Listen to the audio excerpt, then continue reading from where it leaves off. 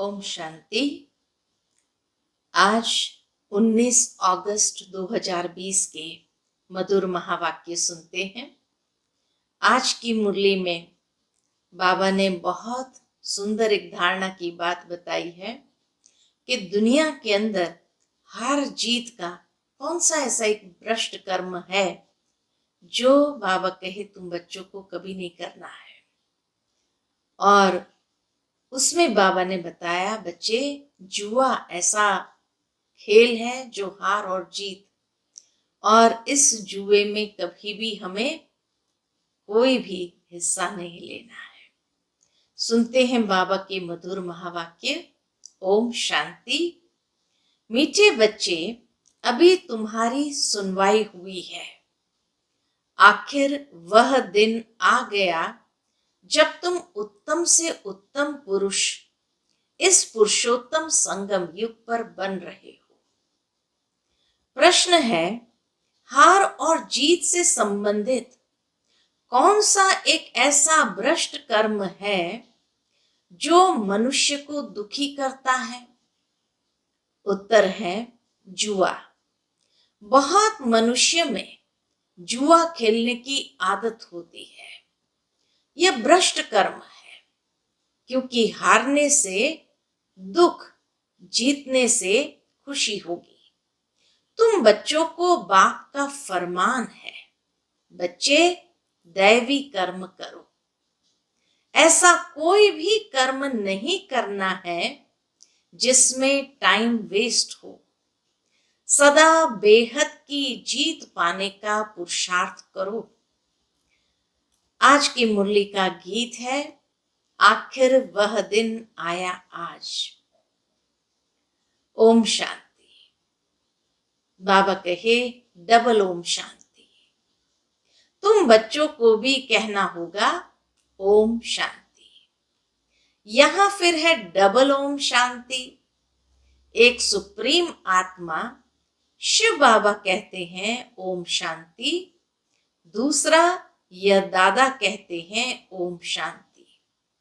फिर तुम बच्चे भी कहते हो हम आत्मा शांत स्वरूप है, रहने वाले भी शांति देश के हैं। यहाँ स्थूल देश में पाठ बजाने आए हैं। यह बातें आत्माएं भूल गई है। फिर आखिर वह दिन तो जरूर आया है जब सुनवाई होती है। कौन सी सुनवाई? कहते हैं बाबा, दुख हर कर सुख दो। हर एक मनुष्य सुख शांति ही पसंद करते हैं। बाप है ही गरीब निवास। इस समय भारत बिल्कुल गरीब है। बच्चे जानते हैं हम बिल्कुल शाहूकार थे। यह भी तुम ब्राह्मण बच्चे जानते हो। बाकी तो सब जंगल में है। तुम बच्चों को भी नंबरवार पुरुषार्थ अनुसार निश्चय है। तुम जानते हो यह है श्री श्री, उनकी मत भी श्रेष्ठते श्रेष्ठ है। भगवान वाच है ना।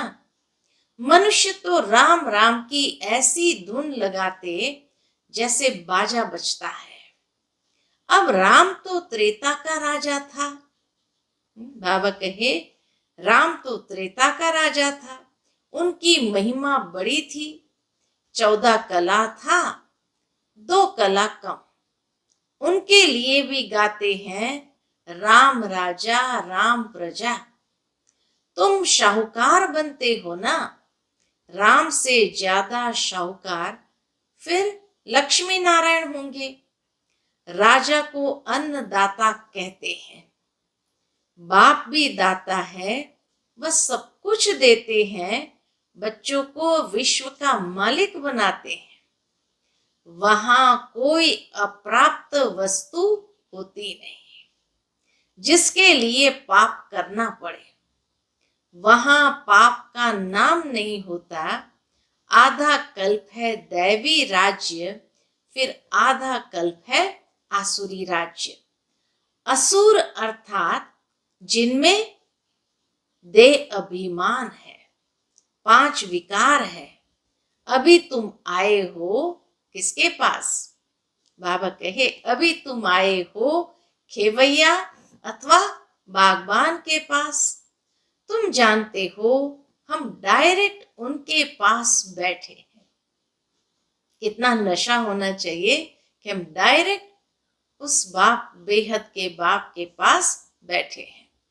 तुम बच्चे भी बैठे बैठे भूल जाते हो। भगवान जो फरमाते हैं वह मानना चाहिए ना। पहले पहले तो वह श्रीमत देते हैं श्रेष्ठ ते श्रेष्ठ बनाने के लिए, तो मत पर चलना चाहिए ना। पहली पहली मत देते हैं, कौन सी मत देते हैं बाबा? देही अभिमानी बनो। बाबा हम आत्माओं को पढ़ाते हैं, ये पक्का पक्का याद करो। ये अक्षर याद किया तो बेड़ा पार। बाबा कहे ये अक्षर भी याद किया तो बेड़ा पार है। बच्चों को समझाया है तुम ही 84 जन्म लेते हो, तुम ही तमो प्रधान से सतो प्रधान बनते हो। यह दुनिया तो पतित दुखी है, स्वर्ग को कहा जाता है सुखधाम। बच्चे जानते हैं शिव बाबा भगवान हमको पढ़ाते हैं, उनके हम स्टूडेंट्स हैं। ये भी नशे की बात है कि हम किसके स्टूडेंट हैं? भगवान के स्टूडेंट्स हैं। वह बाप भी है, टीचर भी है, तो पढ़ना भी अच्छी रीति चाहिए। दैवी कर्म भी चाहिए, कोई भ्रष्ट कर्म नहीं करना चाहिए। भ्रष्ट कर्म में जुआ भी आ जाता है, यह भी दुख देते हैं। हारा तो दुख होगा, जीता तो खुशी होगी। अभी तुम बच्चों ने माया से बेहद की हार खाई है। यह है भी बेहद के हार और जीत का खेल। 5 विकारों रूपी रावण से हारे हार है, उन पर जीत पानी है। माया ते हारे हार है। अब तुम बच्चों की जीत होनी है। अब तुमको भी जुआ आदि सब छोड़ देना चाहिए। बाबा का बनने के बाद बाबा कहे ये अशुद्ध भ्रष्ट कर्म नहीं करना चाहिए। अब बेहद की जीत पाने पर पूरा अटेंशन देना चाहिए। कोई भी ऐसा कर्म नहीं करना है, टाइम वेस्ट नहीं करना है। बेहद की जीत पाने के लिए पुरुषार्थ करना है। कराने वाला बाप समर्थ है, वह है सर्वशक्तिमान। यह भी समझाया है सिर्फ बाप सर्वशक्तिमान नहीं है, रावण भी सर्वशक्तिमान है। सिर्फ बाप सर्वशक्तिमान है यही नहीं है। बाबा कहे रावण भी सर्वशक्तिमान है। आधा कल्प रावण राज्य, आधा कल्प राम राज्य चलता है। अभी तुम रावण पर जीत पाते हो। अब वह हद की बातें छोड़ बेहद में लग जाना है। खेवैया आया है, आखिर वह दिन आया तो है ना। पुकार की सुनवाई होती है ऊंचते ऊंच बाप के पास। बाप कहते हैं बच्चे तुमने आधा कल्प बहुत धक्के खाए, पतित बने हो। पावन भारत शिवालय था, तुम शिवालय में रहते थे, अभी तुम वैशालय में हो। तुम शिवालय में रहने वालों को पूछते हो यहाँ इन अनेक धर्मों का कितना घमासान है। बाप कहते हैं इन सबको मैं खलास कर देता। सबका विनाश होना है और धर्म स्थापक विनाश नहीं करते हैं। वह सदगति देने वाले गुरु भी नहीं है, न विनाश करते न सदगति देने वाले गुरु है। सदगति ज्ञान से ही होती है। सर्व का सदगति दाता ज्ञान सागर बाप ही है। यह अक्षर अच्छी रीति नोट करो। बहुत है जो यहाँ सुनकर बाहर गए तो यहाँ की यहाँ रह जाती है।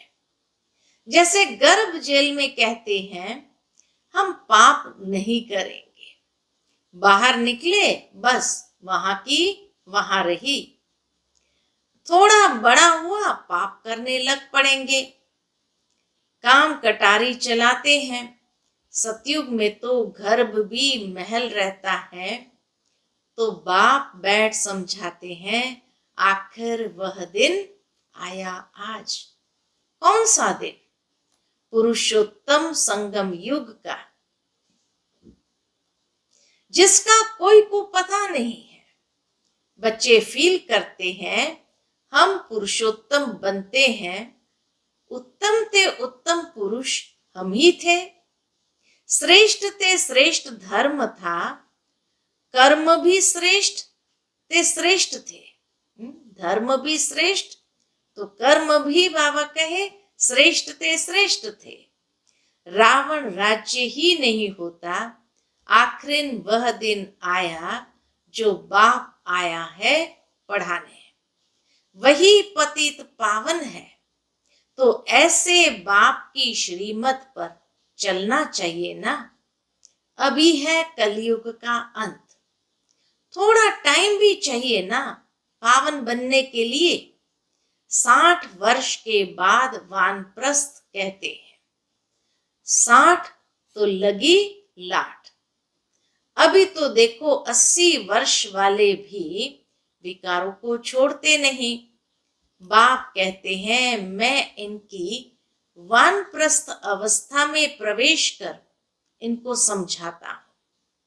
आत्मा ही पवित्र बन पार जाती है। आत्मा ही उड़ती है।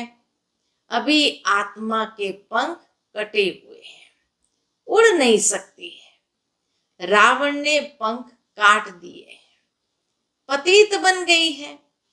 कोई एक भी वापस जा न सके। पहले तो सुप्रीम बाप को जाना चाहिए। शिव की बारात कहते हैं ना, शंकर की बारात होती नहीं। बाप के पिछाड़ी हम सब बच्चे जाते हैं। बाबा आया हुआ है लेने के लिए। शरीर सहित तो नहीं ले जाएंगे ना। आत्माएं सब पतित है। जब तक पवित्र न बने तब तक वापस जा न सके। प्यूरिटी थी तो पीस और प्रॉस्पेरिटी थी। सिर्फ तुम आदि सनातन देवी देवता धर्म वाले ही थे। अभी और सब धर्म वाले हैं, डीटिज्म है नहीं। इनको कल्प वृक्ष कहा जाता है। बड़ के झाड़ से इनकी भेंट की जाती है। कलकत्ता के बनियन ट्री, बड़ का झाड़ से बाबा कहे इनकी भेंट की जाती है। क्यों? क्योंकि वहां भी थुर नहीं है।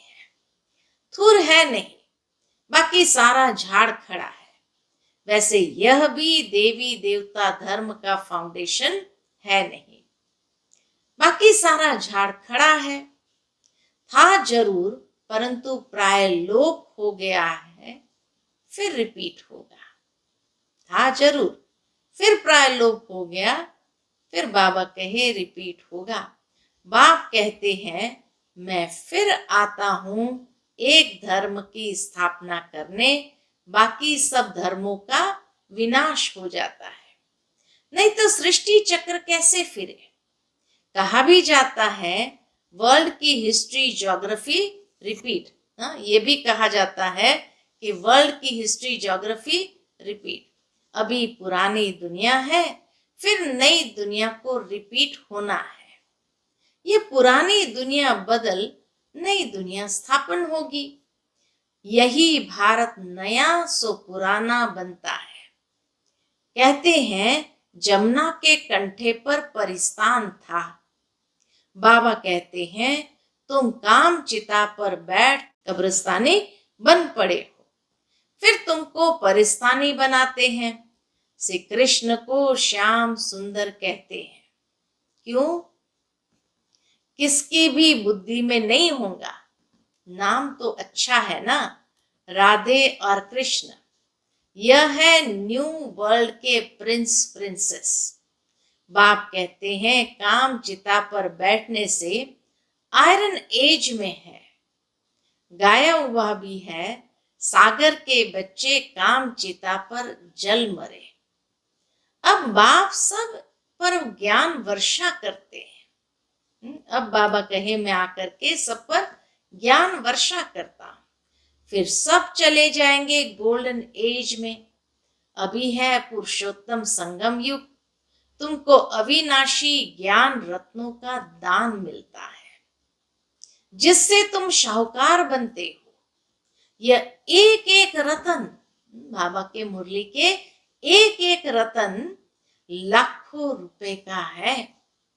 वो लोग फिर समझते हैं शास्त्रों के वर्जन्स लाखों रुपए के हैं। तुम बच्चे इस पढ़ाई से पदमपति बनते हो, सोर्स ऑफ इनकम है ना। बाबा कहे पढ़ाई है सोर्स ऑफ इनकम। इन ज्ञान रत्नों को तुम धारण करते हो, झोली भरते हो। वह फिर शंकर के लिए कहते हैं बम बम महादेव, कहते हैं ना, हे बम बम महादेव भर दो झोली। शंकर पर कितने इल्जाम लगाए हैं। ब्रह्मा और विष्णु का पार्ट यहाँ है। यह भी तुम जानते हो 84 जन्म विष्णु के लिए भी कहेंगे, लक्ष्मी नारायण के लिए भी, तुम ब्रह्मा के लिए भी कहेंगे। बाप बैठ समझाते हैं राइट क्या है, रॉन्ग क्या है, ब्रह्मा और विष्णु का पार्ट क्या है। तुम ही देवता थे, चक्कर लगाए ब्राह्मण बने, फिर अब देवता बनते हो। पार्ट सारा यहां बचता है। वैकुंठ के खेल पाल देखते हैं, यहां तो वैकुंठ नहीं है। मीरा डांस करती थी, वह सब साक्षात्कार कहेंगे। कितना उनका मान है। साक्षात्कार किया, कृष्ण से डांस की, सो क्या स्वर्ग में तो नहीं गई ना। गति सदगति तो संगम पर ही मिल सकती है। इस पुरुषोत्तम संगम युग को तुम समझते हो। हम बाबा द्वारा अब मनुष्य से देवता बन रहे हैं। विराट रूप की भी नॉलेज चाहिए ना। चित्र रखते हैं, समझते कुछ भी नहीं है। अकासुर बकासुर ये सब इस संगम के नाम है। भस्मासुर भी नाम है। भस्मासुर भी नाम है। अपने आप को भगवान समझने लगा और फिर अपने आप को भस्म कर दिया। काम चिता पर बैठ भस्म हो गए हैं। अब बाप कहते हैं मैं सबको फिर से ज्ञान चिता पर बिठाए ले जाता हूं।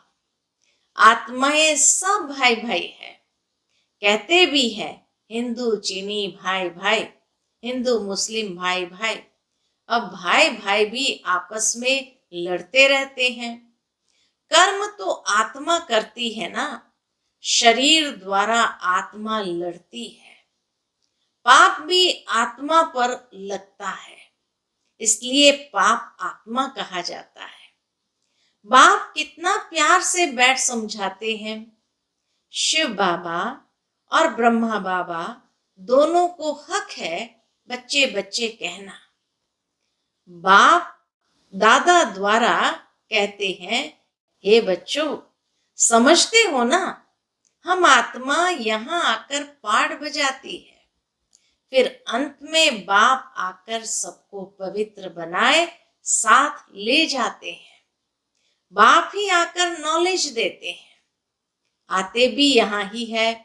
शिव जयंती भी मनाते हैं। शिव जयंती के बाद फिर होती है कृष्ण जयंती। श्री कृष्ण ही फिर श्री नारायण बनते हैं। फिर चक्कर लगाए अंत में सांवरा पतित बनते हैं। बाप आकर फिर गोरा बनाते हैं। तुम ब्राह्मण सो देवता बनेंगे, फिर सीढ़ी उतरेंगे। यह 84 जन्म का हिसाब और कोई की बुद्धि में नहीं होगा। बाप ही बच्चों को समझाते हैं। गीत भी सुना, आखिरिन भक्तों की सुनवाई होती है। बुलाते भी है, हे भगवान आकर हमको भक्ति का फल दो।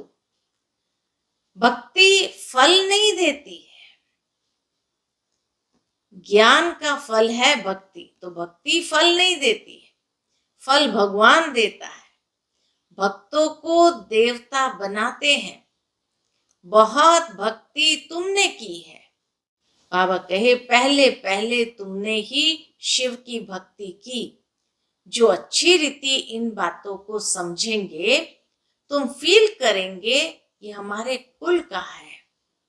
किसकी बुद्धि में ठहरता नहीं है तो समझो भक्ति बहुत नहीं की है, पीछे आया है। यहां भी पहले नहीं आएंगे। ये हिसाब है।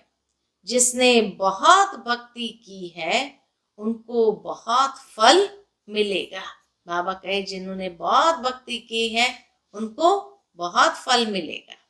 थोड़ी भक्ति थोड़ा फल, थोड़ी भक्ति थोड़ा फल। वह स्वर्ग के सुख भोग नहीं सकते क्योंकि शुरू में शिव की भक्ति थोड़ी की है। तुम्हारी बुद्धि अब काम करती है। बाबा भिन्न भिन्न युक्तियां बहुत समझाते हैं। अच्छा, मीठे मीठे सिकिलदे बच्चों प्रति माता पिता बाप दादा का याद प्यार और गुड मॉर्निंग। रूहानी बाप की रूहानी बच्चों को नमस्ते। हम सब रूहानी बच्चों की रूहानी माता पिता बाप दादा को याद प्यार, गुड मॉर्निंग और नमस्ते नमस्ते। शुक्रिया बाबा, शुक्रिया। आज की मुरली से धारणा के लिए मुख्य सार है। पहली पॉइंट, एक एक अविनाशी ज्ञान रत्न जो पद्मों के समान है, उनसे अपनी झोली भर बुद्धि में धारण कर फिर दान करना है। दूसरी पॉइंट, श्री श्री की श्रेष्ठ मत पर पूरा पूरा चलना है। आत्मा को सतो प्रधान बनाने के लिए देही अभिमानी बनने का पूरा पूरा पुरुषार्थ करना है। आज की मुरली से मीठा वरदान है, मन मना भव की विधि द्वारा, मन मना भव की विधि द्वारा सर्व बंधनों के बीज को समाप्त करने वाले नष्टो मोहा स्मृति स्वरूप भव। मन मना भव की विधि द्वारा बंधनों के बीज को समाप्त करने वाले नष्टो मोहा स्मृति स्वरूप भव। बंधनों का बीज है संबंध। जब बाप के साथ सर्व संबंध जोड़ लिए तो और किसी में मोह कैसे हो सकता। बिना संबंध के मोह नहीं होता और मोह नहीं तो बंधन नहीं। जब बीज को ही खत्म कर दिया तो बिना बीज के वृक्ष कैसे पैदा होगा। यदि अभी तक बंधन है तो सिद्ध है कि कुछ तोड़ा है, कुछ जोड़ा है।